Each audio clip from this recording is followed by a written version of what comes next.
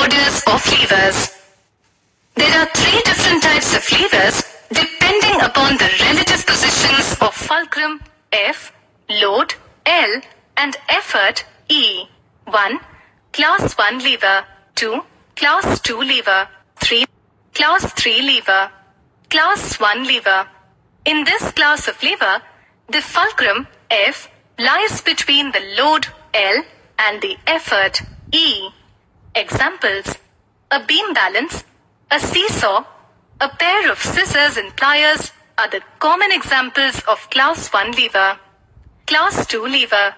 In this class of lever, the load L lies between the fulcrum F and the effort E. Examples: a nutcracker, a bottle opener, and a wheelbarrow are the examples of class 2 lever. Class 3 lever. In this class of lever, the effort E lies between the fulcrum F and the load L. Examples: kitchen tongs, forceps, sugar tongs, and human forearm fishing rod, etc. are the examples of class 3 lever. Note: in third class of levers, we do not gain in terms of effort, but these levers are used to do the work faster or to do the work in a convenient direction. Activity: suppose you have to shift a heavy stone from its position. If you simply do it by pushing, that is by applying a force, you will observe that stone cannot be shifted easily. Take a long wooden bar and put a small brick in between the stone and yourself, and apply a force as indicated in the figure. You will observe that stone can be easily shifted. From this activity, we can conclude that the long wooden bar starts acting like a machine, which makes the work easier, and with the application of less effort, the stone can be shifted. Numerical based on mechanical advantage or leverage.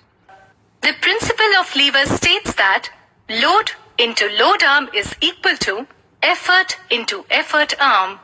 We know that mechanical advantage is the ratio of load to the effort. Mechanical advantage MA is equal to load L divided by effort E. We also observe that mechanical advantage MA is equal to L upon E is equal to effort arm divided by load arm.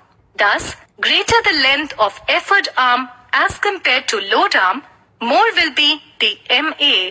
That is, less effort will be required to overcome the load. Alternate method.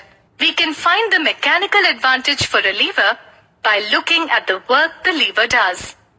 The work the user inputs on the lever is equal to the work outputted by the lever. That is, work I is equal to work O, since work is equal to force into distance.